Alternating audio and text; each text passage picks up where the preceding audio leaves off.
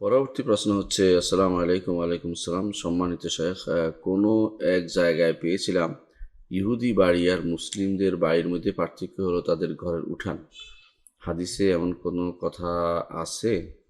আর থাকলেও একটু বুঝিয়ে বলবেন ইনশাল্লাহ। বাড়ির উঠোন আফনিয়া বলা হয় এটাকে। এটা একটা হাদিস আছে এরকম যে ঘরের উঠোন সুন্দর করা, ঝাড় দেওয়া, পরিচ্ছন্ন করে রাখা, এটা এই পুরুষদের, মুসলিমদের একটা কালচার। তো ইহুদিরা সাধারণত এগুলি রাখে না, কারণ তারা খুব স্বার্থপর হয়ে থাকে, তারা বাড়তি কিছু রাখে না, ঘরের উঠোন বা কোনো কিছু রাখে না, এরকম একটা বর্ণনা আছে।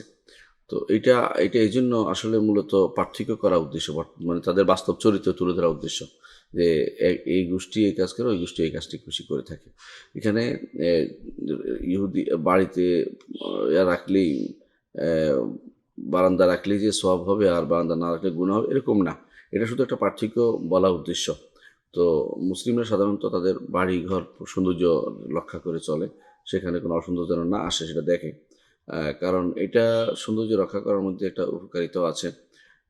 সেটা হচ্ছে সেখান থেকে অনেক সময় যদি জীবাণু বা বিভিন্ন রকমের খারাপ কিছু ময়লা এগুলো ঘরের ভিতরে ধীরে ধীরে এগুলির প্রভাব পড়তে পারে। সেজন্য এ সেটাকে পরিচ্ছন্ন রাখাটা জরুরি হয়ে পড়েছে। কিন্তু অন্যান্যরা তাদের ঘরবাড়ি পরিচ্ছন্ন রাখে না। বর্তমান অবস্থা উল্টো হয়ে দাঁড়িয়েছে অনেক সময়। আমাদের মুসলিম সমাজে তারা ঘরবাড়ি পরিচ্ছন্ন রাখে না, এরকম হয়ে যাচ্ছে। আবার অন্য জায়গাতে অন্যান্য জাতি তাদের ঘরবাড়িকে পরিচ্ছন্ন রাখে, এটা দেখা যায়।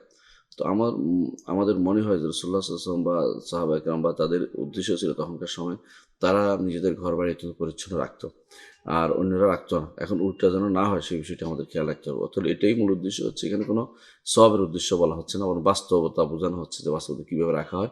মুসলিমরা পরিচ্ছন্ন জাতি, তারা সবকিছু সুন্দর রাখে, এটা বলতো মূলত উদ্দেশ্য।